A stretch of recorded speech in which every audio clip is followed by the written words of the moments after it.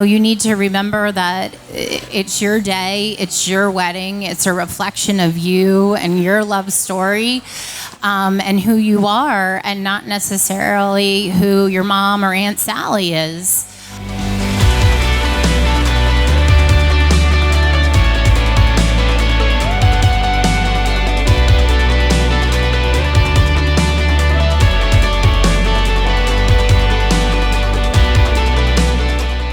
Hi, this is John from PGP Wedding Films, and welcome to Say Yes to the Best Live, where we talk to the best wedding pros to give you wedding planning tips. We have new episodes every Tuesday. We post them on YouTube, and we've talked to some of the people up here with me in the past. But the main goal is to give you the opportunity to learn things that you might not know about your wedding planning. But the next thing I wanted to ask everyone here was, in your niche of the wedding world, what is the biggest mistake do you see couples making in their wedding planning?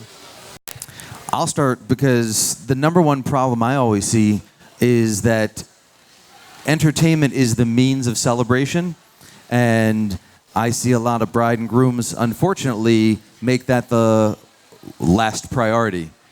They want everybody up on the dance floor. They want everybody to have a great time. They want great music, but it's one of the last things that they look at, and then they're shocked when they see that good entertainment actually costs a nice amount of their budget. It's not something that should be the last thing, because truthfully, as beautiful as the dresses and all the flowers and everything is, people remember the time they had at their wedding.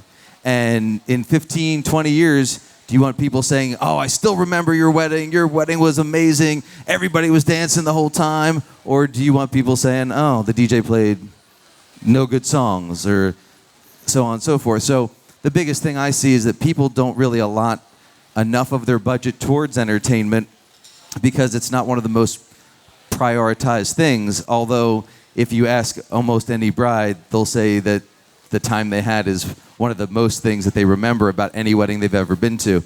So that's definitely something that we always encounter. And if I had a piece of advice to bride and grooms, it's, don't skimp on the entertainment, and make sure you find somebody of quality who's going to do a great job, manage the whole event, because ultimately that's what I do, is I manage the whole event. I coordinate with the photographer, the video, maitre d', make sure everybody's running the same timeline, and if something changes, I have to work that into the timeline, because everything kind of runs through us and what we're doing formality-wise the whole event. So that comes with a price. That comes with preparation and all that kind of stuff that people need to consider when they're looking for their entertainment. I can definitely vouch for that. I know filming weddings, having a good DJ makes everything go so much smoother.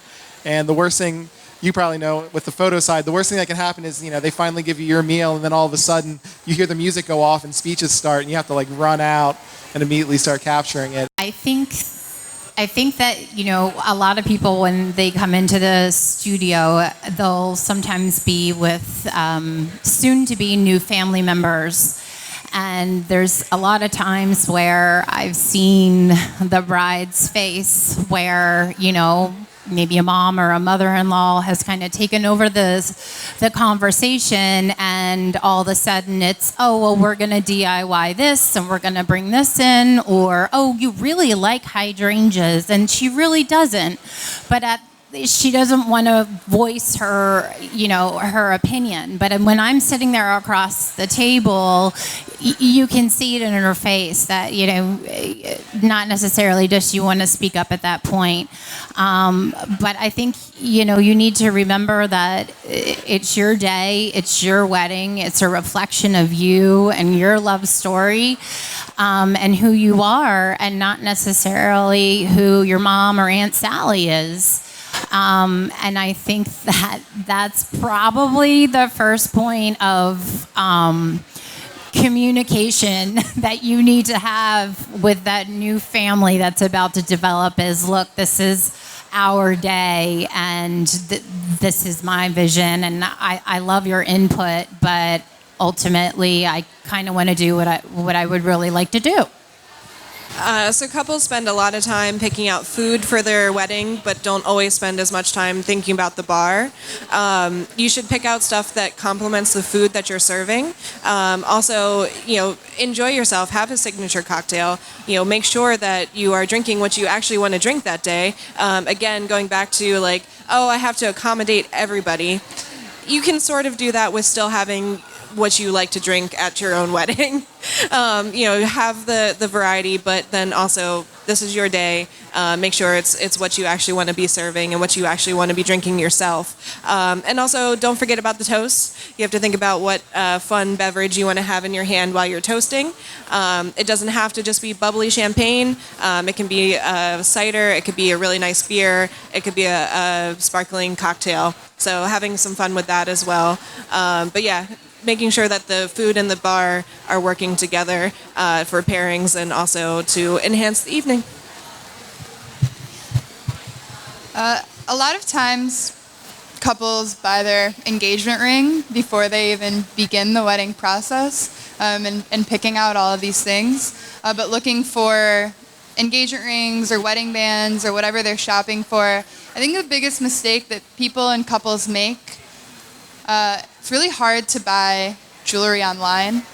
And I'm not sure if everyone understands the importance of going into a store and being with people that are going to really spell everything out to you, educate you, and make you feel really safe and comfortable. So people buying online, people having a certain idea in their mind, I need a 1 carat diamond, and that's the only thing that's going to work out. But they don't realize something that's 98 points instead of a full carat is going to put them in a price bracket that's way lower. So holding on to these ideas that they're not even sure why they have, and then coming in and learning that there could be a better option when they wouldn't learn that online. Okay, so for wedding stationery, the invitation, I like to see it as a time capsule. So you want to, hopefully in 50 years from the day of your wedding, open your wedding box or wherever you keep your keepsake and look at your invitation, and I don't know, in the envelope liner or in the wrapping piece, have your wedding vows or have your first dance, the first dance that you dance together, or something special that really means something for both of you that will, just stay there forever, pretty much, and that you will be able to see those things instead of thinking, even though we offer that service, we are not just selling for selling, thinking of spending this outrageous amount on calligraphy or outrageous amount on, I don't know, gold leaf on the edges or things like that. It's better if in the future you look back and you have that meaningful item there. And I feel like a lot of couples don't really think ahead on that little scenario. So that would be my answer to that. With respect to tabletop rentals, we help couples that have all different kinds of budgets or visions. Sometimes that can be a completely blank canvas venue that doesn't have any glassware, plates, flatware, someone's backyard wedding, something like that. And sometimes we do events at a venue where they have all of those things, but we're adding to that or supplementing to that to make it something, a different design or something special. And so sometimes couples might think that because their venue already provides dinnerware or flatware or glassware that they don't need tabletop rentals. But meanwhile, they really care about the design and the look of their wedding. And so tabletop rentals are a really great way to express yourself and your individuality and your personal style in your wedding design.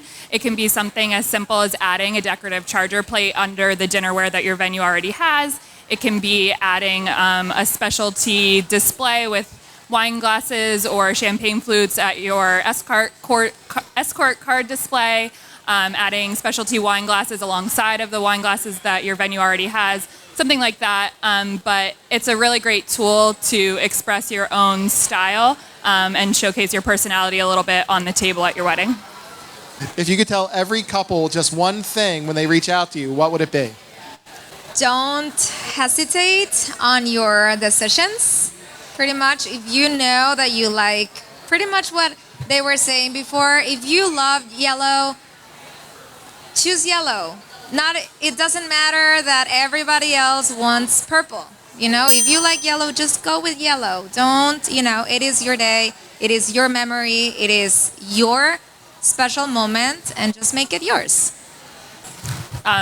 Along the same vein, your wedding day is an expression of you as a couple and of your love and of your relationship and your history together and your future together. So every part of your wedding should be something that expresses you and your style.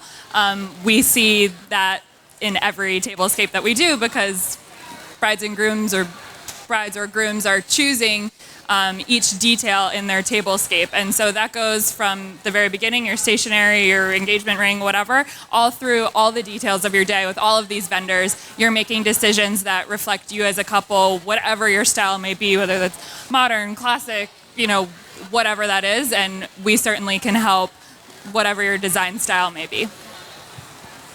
I would also say, like they were saying, stay true to yourself. 100% stay true to yourself, and don't forget that, like, no matter what vendors you go with, no matter what styles of stuff you go with, choose what you love, but don't get so wrapped up in the details that, like, you miss your own wedding day. Like, this is your wedding day, and you get your wedding day just once, and, like, you're gonna have the most beautiful things. Trust all the vendors you hired. Like, you hired your vendors, now let them do their part. All you have to focus on is, like, your love and that you're getting married and truly celebrating, because we don't want to see, like, a bride that's, like, super stressed out her whole entire day trying to, like, take care of everything, because it's like, at the end of the day, you hired your vendors, you trust them, and you just go have fun and celebrate your love. So again, making sure you enjoy your day. So make sure you are actually eating something and drinking what you would like to. So have a designated person to bring you drinks and bring you food. Also, it's kind of fun, depending on the ceremony. You can have your guests drink at the ceremony. It's a lot of fun. And also maybe take a shot before you go down the aisle. I did that and it was awesome. I would say remember your story. So an example is I have a bride this coming August, and she wanted wildflowers. And I said, well, why wildflowers? What is that?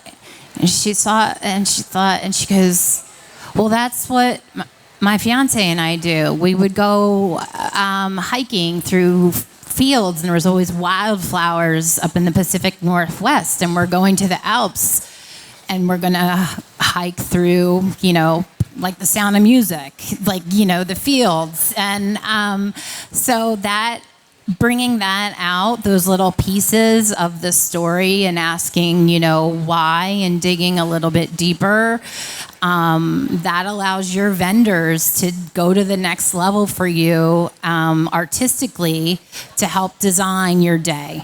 I want to thank my guests.